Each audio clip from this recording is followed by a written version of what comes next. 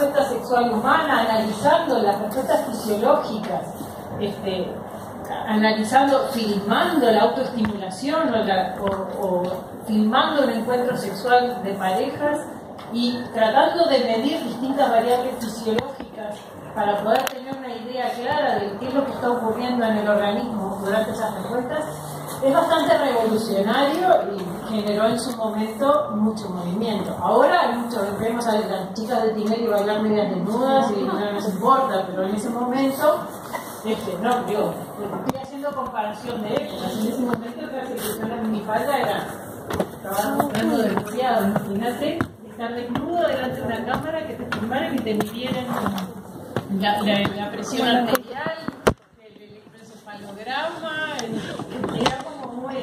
Ustedes pónganse en esa época y van a ver que es bastante revolucionario su estudio. Pero ellos sentaron, básicamente, el estudio de Masters y Johnson sentó las bases de lo que se conoce ahora de qué es lo que ocurre en el organismo durante la respuesta sexual. Y que además tiene, lo que les decía cuando hablaba de que es un comportamiento y que tiene todas las dificultades de estudiar lo que es un comportamiento, fíjense que en un organismo simple, que tiene pocas respuestas, rápidamente uno puede analizar qué es lo que está pasando. Pero cuando hablamos de un organismo complejo como es el nuestro, pero que además la respuesta sexual no solo implica la respuesta fisiológica en sí misma, sino todos los componentes emocionales que pueden ser del momento a momento puede variar la percepción de esa respuesta sexual. Entonces cuando uno cuenta y analiza, trata de transmitir cuáles fueron sus reacciones ante un encuentro sexual, puede ser tan variable como el momento, fue hoy o fue mañana o ayer estaba re enamorada, hoy ya no, y cambia, pero piensen en todo lo emotivo que puede estar fluctuando y promoviendo que si ese encuentro sexual fue positivo, negativo, más o menos, ¿sí? Pero entonces todo eso implica y forma parte de analizar esta respuesta. Pero bueno, ellos lograron en ese momento y en esa época poder sacar una idea generalizada de lo que es la respuesta sexual humana. Y bueno, después obviamente otros investigadores con otras técnicas han avanzado un poco más, no se crean que mucho más. De hecho hay muchas preguntas de qué es lo que pasa todavía fisiológicamente y en realidad quién gobierna qué, estructura nerviosa gobierna qué y en qué momento y para qué. Vamos a ver que hay cosas que se publican en el que se comenta que hay un aumento de, pero no se sabe cuál es la función de ese aumento de. Así que bueno, a mí me da calor porque empiezo a moverme y a hablar. Después de dar 10 años en la clase, ya la clase encima no me da. La rompió. Bueno, pero como les decía, es una respuesta, es un comportamiento. Y como comportamiento, ¿qué es? Tiene que ser coordinado por el sistema nervioso. Y ese sistema nervioso entonces está coordinando una secuencia determinada de cambios fisiológicos que esas respuestas están adaptadas al momento y la situación. En el ser humano, en realidad, quizás lo más comprometedor o lo más adaptable es la situación del momento, el ambiente del momento. En otras especies, la respuesta sexual implica no estar escapando de un predador, que haya alimento suficiente, porque la respuesta sexual existe en todos los momentos, en todas las especies, no solo en todas las especies sexuadas, ¿no? Pero bueno, el hombre tiene esos otros componentes y quizás lo más grave que podemos estar es escapando de la presencia de los padres o que los hijos no estén despiertos en el momento que uno quiere tener un sexo amoroso con su padre. ¿Sí? Vas a aprender mucho pero en esta bueno, clase. entonces toda la coordinación mucho sentido común. del sistema nervioso, emotivo y fisiológico. Y como les decía, bueno, es un comportamiento que en realidad en las otras especies lo que implica fundamentalmente es la supervivencia de la especie, es dejar crías que mantengan la especie sobre el ambiente en el que viven. Nosotros lo usamos con otro método, además, no solo el de dejar descendencia, sino que tiene un sentido de placer, un valor hedónico muy importante en la vida del ser humano. Bien, para que ocurra esta respuesta, obviamente, como es un comportamiento, en general es una respuesta ante una estimulación o un estímulo específico. Pero para la respuesta sexual, los estímulos son muy variados. Pueden ser la visión, el olfato, el oído, el tacto. Todos los sentidos están involucrados y pueden desencadenar esta respuesta sexual. ¿Sí? Y ahora vamos a ver un poco más.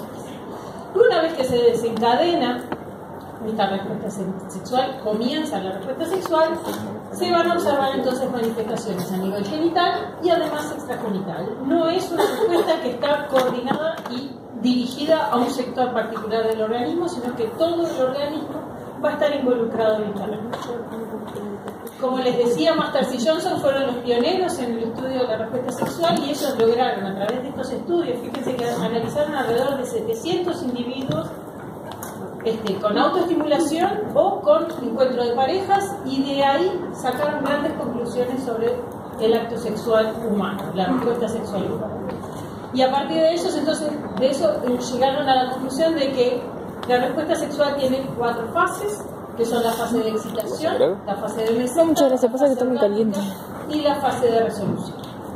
Estas 4 fases se pueden observar en la mayoría de los individuos, en la mayoría de los encuentros sexuales, en la mayoría de las autoestimulaciones, pero obviamente puede variar el curso temporal, es decir, la duración de cada una de estas fases es variable y variará de acuerdo al individuo, pero también de acuerdo a la situación puntual del momento de ese individuo. Es decir, un individuo no tiene el mismo tipo de respuesta sexual cada vez que es estimulado a que se desencadene esa respuesta.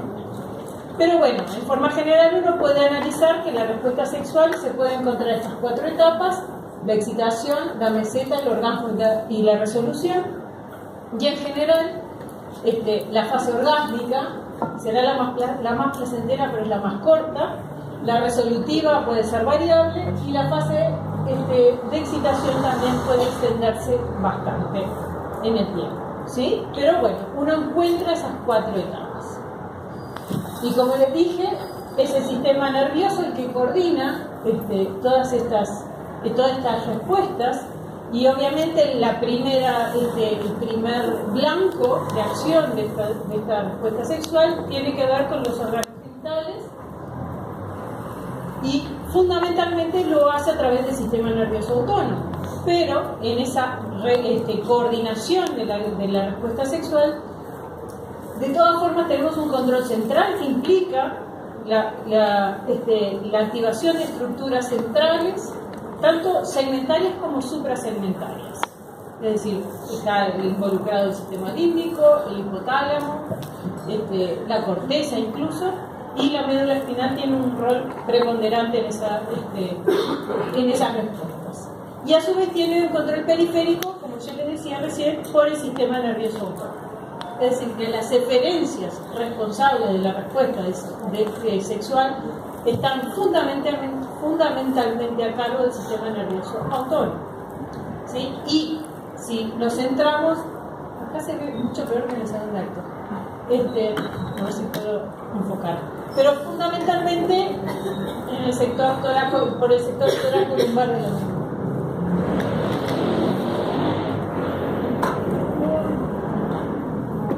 Ahí. No.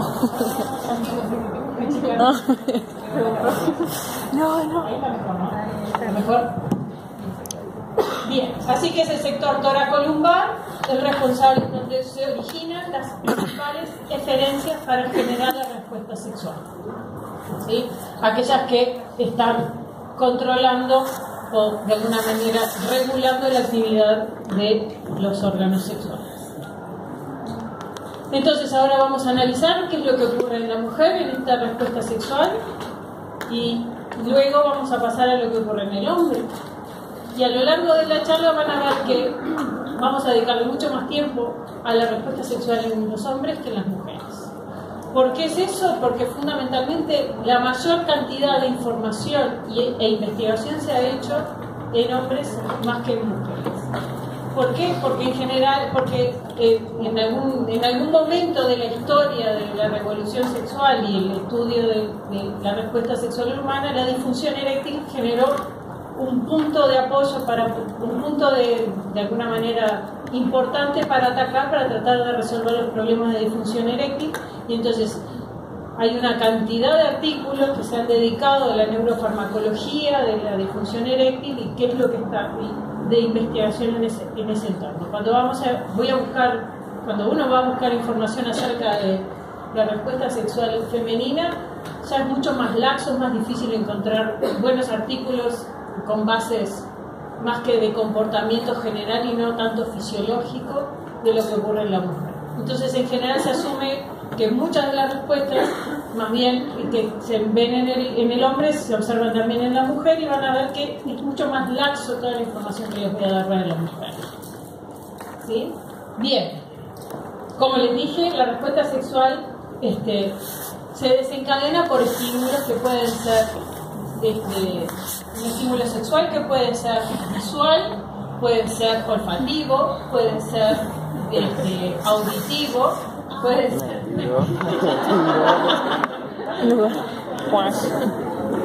En fin, tengo que actualizar porque ya no está mal jugando en la selección.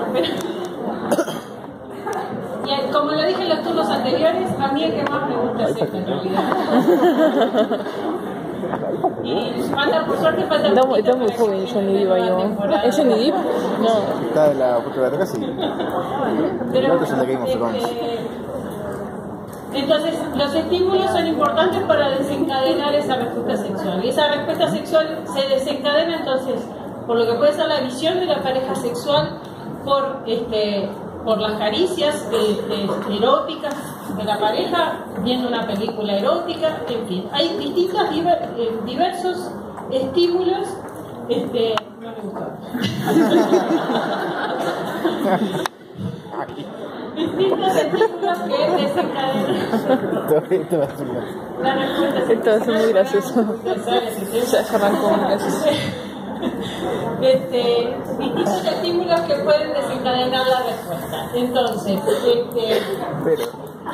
¿dónde está en sí mismo, cada igual, de todas formas, más allá ¿por qué no yo pongo el estímulo visual porque es el más fácil de mostrar en una clase, no puedo poner más en una práctica de respuesta sexual femenina porque nadie se prestaría acá adelante de los compañeros, pero hay que arreglar, yo voy a pedir voluntarios.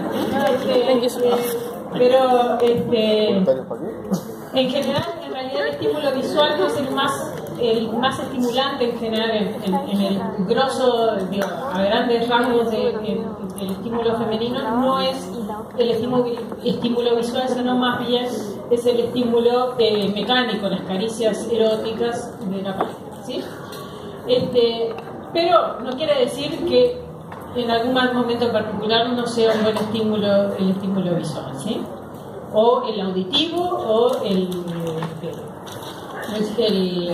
olfativo. Después les voy a hacer un cuento con respecto al hombre, porque en realidad tiene que ver con la estimulación del hombre por olores. Ya les voy a contar, pero no me voy a dar. Una vez que comienza esta respuesta sexual, que empieza la fase de excitación, la fase de excitación lleva a determinados cambios provocados en todos los órganos genitales y a nivel extragenital también. Y esos cambios a nivel genital implican cambios en la vagina, y quizás el más importante o más preponderante en esta primera etapa es la lubricación de la vagina. Y la lubricación de la vagina no se debe a la secreción particular de ninguna glándula, sino más bien a la trasudación de líquidos desde los tejidos circunvaginales hacia el canal vaginal, que depende del aumento del volumen y la presión que ocurre a nivel del tejido y provoca que el agua trasude, el líquido extracelular trasude hacia el canal vaginal. Y eso entonces va a provocar el comienzo de la lubricación de la vagina, que evita que haya daño durante el coito, ¿sí? Pero además de la lubricación ocurre lo que es la elongación y el aumento y la expansión de la vagina. Y eso tiene que ver todo con un aumento del volumen sanguíneo que es promovido hacia esas regiones, ¿sí? Lo otro que ocurre también es la vasocongestión, y todo esto que ocurre a nivel de la vagina también es por la vasocongestión, es el aumento del volumen sanguíneo que es dirigido a los tejidos genitales, que provocan entonces un aumento del tamaño a todo nivel. Si los esquemas que se muestran en general, no puedo traer fotos reales porque no me echan, es el aumento de los labios menores, el aumento del tamaño de los labios mayores, el aumento del tamaño del clítoris, todo es por aumento de por la vasocongestión en la región, sí, que provoca entonces un aumento generalizado de los tejidos.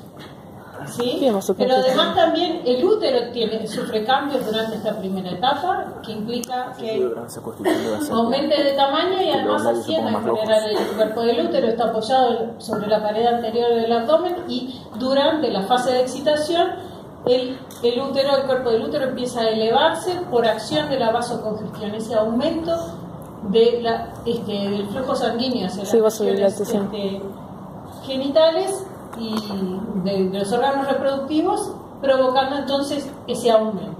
La vagina, que normalmente es un canal que está obliterado, no es que esté obliterado, sino que está achatado, está laxo, en el momento del comienzo de la excitación empieza a ganar volumen, y eso permite entonces el acceso hacia su interior. ¿Qué otras cosas ocurren? Todos estos cambios que estamos viendo están siendo provocados por efecto de una acción parasimpática. Es decir, el sistema nervioso autónomo en su división parasimpática está ejerciendo, liberando neurotransmisores y provocando este aumento de vasocongestión, esa vasocongestión en esas regiones, ¿sí? Pero como les decía, los cambios que se observan no solo ocurren a nivel genital, sino también a nivel extragenital, y las mamas empiezan a aumentar de tamaño debido también a un bombeo de sangre hacia esas regiones, y vemos que entonces aumenta el tamaño, pero además empiezan a observar las venas superficiales, empiezan a ganar color y se empiezan a observar sobre la superficie de la mama, e incluso el pezón sufre una especie de erección, se pone duro y más grande, y eso ocurre durante entonces la fase de excitación. Además, a otros niveles, como el resto del organismo, lo que ocurre es una vasocongestión y miotonía generalizada, es decir, todo el cuerpo empieza a ganar tensión, está como en un estado de no rigidez, pero sí acumulando tensión muscular. Puede aparecer en algunas mujeres, no en todas, pero hay es común que aparezca lo que se llama el rubor sexual, que comienza en el abdomen y luego se empieza a extender hacia el resto del cuerpo, en algunas mujeres menos, en algunas mujeres más, pero puede alcanzar incluso las mamas y la cara, ese rubor sexual. Y por otro lado, el ritmo respiratorio, el ritmo cardíaco y la presión arterial empiezan a elevarse durante esa fase de excitación. ¿Sí? Comenzada entonces la fase de excitación, la siguiente fase, como les dije, es la fase de meseta. ¿Sí? Y esa fase de meseta lo que ocurre es que todos esos cambios que empezaron a ocurrir durante la fase de excitación se intensifican. Todo debido a la vasocongestión y la tensión muscular que se va generando por acción de... ¿Qué neurotransmisores es que libera el parasimpático? La acetilcolina. La acetilcolina está generando a nivel general un aumento de la tensión y un aumento de la vasocongestión.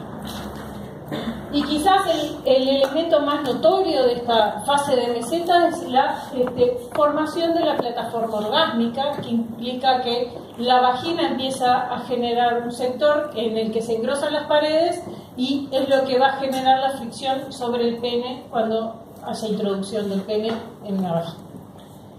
Y Además, y por eso asciende la pared anterior también para poder alojar el pene. El otro gran cambio quizás es la intensificación de la coloración del tejido de los labios menores, en el que alcanzan un rojo intenso debido a la vasocongestión. Y la otra cosa que ocurre es que eventualmente el clítoris se puede retraer sobre su capuchón y eventualmente la estimulación física puede llegar a ser molesta en esa etapa. Me estoy interviniendo con el cable. Y finalmente lo que ocurre es que puede haber secreción de las glándulas de Bartolino. Ya en la fase de meseta, no la primera fase, recuerden, la lubricación depende de la trasudación de líquidos, pero ya en la fase de meseta puede llegar a haber secreción de las glándulas de Bartolino. Como les decía, durante esta fase también lo que ocurre es entonces la formación de la plataforma orgásmica, en el que la pared anterior asciende y genera entonces esa fricción sobre el pene que pueda ser introducido más adelante. El útero se eleva totalmente y lo que ocurre a nivel del fondo de la vagina es que pueda ocurrir una especie se le llama tenting effect, una formación como una carpa de alguna manera, es difícil traducirlo porque efecto carpa o efecto inflada de globo, una especie de globo que se genera al fondo de la vagina, que es lo que va a determinar es en realidad como un receptáculo seminal donde se va a acumular el semen una vez que haya eyaculación del óvulo, ¿sí? Se llama tenting o balloon, efecto globo. Bien, todos estos cambios, así como fueron comenzados por acción del parasimpático, se acentúan también por efecto del parasimpático. Luego a continuación de la fase de meseta, lo que sigue es la fase orgásmica, y esa fase orgásmica se da si la estimulación sexual se mantiene. Y esa fase orgásmica se da si solo si se alcanza un umbral, dado que la fase orgásmica es un reflejo propiamente. Necesita activar neuronas que van a generar una respuesta refleja que va a provocar aumento de las contracciones vaginales y del útero, ¿sí? Todas son contracciones involuntarias por acción de la rama simpática del sistema nervioso autónomo. Entonces, estas contracciones al comienzo son más frecuentes y en la medida que pasa el reflejo orgásmico, que pasa el tiempo, estas contracciones empiezan a ser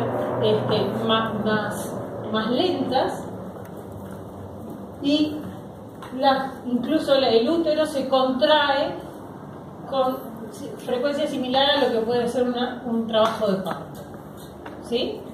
Llega a haber contracciones a ese nivel. Como les decía, esta respuesta es una respuesta refleja, entonces implica que tiene que haber receptores mecánicos, en este caso son mecanoreceptores que están en la pared de la vagina y en el clítoris, que provocan entonces la activación, llegan al umbral y activan esas neuronas que van a alcanzar motoneuronas del asta lateral de la médula espinal, y se acuerdan que en el asta lateral se encuentran motoneuronas que tienen que ver con la actividad motora de las vísceras, es decir, activan motoneuronas del sistema nervioso autónomo, y luego por la raíz ventral esas vías serán activadas entonces para promover entonces este aumento de estos movimientos involuntarios de los órganos genitales. Además, estas aferencias, que son las responsables de generar la respuesta refleja orgásmica, tienen una vía o tienen, digamos, colaterales que llevarán la información a nivel central hacia el cerebro para hacer consciente la sensación de placer durante respuesta, el reflejo orgásmico. Estas respuestas en las mamas durante todo este periodo de meseta y fase orgásmica siguen ocurriendo cambios fundamentalmente durante la época la fase de meseta, en el que la mama adquiere su tamaño máximo durante esta respuesta sexual y eventualmente puede aparecer rubor sexual a nivel de las mamas, ¿sí? Y las venas superficiales, como ven en el esquema, aumenta su superficie visible. A nivel extragenital, entonces tenemos vasocongestión y miatonía generalizada, pero además aparecen contracciones musculares esqueléticas, tanto voluntarias como involuntarias. Se dice que, o se cree que las contracciones voluntarias lo que hacen es potenciar potenciar la sensación de placer durante la respuesta sexual, ¿sí? Incluso puede haber contracción del esfínter anal, que eso favorece entonces el contacto y potencia la sensación de placer. Y bueno, tenemos el rubor sexual extendido. Durante la fase orgásmica, si hay rubor sexual, va a alcanzar su máxima expresión. Y el ritmo respiratorio, el ritmo cardíaco y la presión arterial alcanzan su máximo durante esta respuesta, ¿sí? El máximo de presión arterial, frecuencia cardíaca y frecuencia respiratoria ocurren durante la fase orgásmica, ¿sí? Y bueno, como es un reflejo, es una respuesta refleja, estas respuestas son de corta duración, es decir, que una vez que ocurre la respuesta, la fase orgásmica, rápidamente deviene la fase resolutiva. Y la fase resolutiva básicamente es la vuelta o el retorno a la fase de no excitación, al reposo. Y eso ocurre lentamente y dependerá de la existencia o no de una fase orgásmica previa. En tanto exista una fase orgásmica, esa resolución va a ser más rápida, y si no hay fase orgásmica, la resolución es más lenta y más duradera. Fíjense que durante esta fase, entonces, el cambio más rápido que se observa es la pérdida de la plataforma orgásmica, y eso es debido a que luego de la fase orgásmica la sangre empieza a ser bombeada al resto del organismo por luego de ese momento de aumento de miotonía generalizada. El único cambio que eventualmente puede mantenerse durante más tiempo es que el cuello del útero en general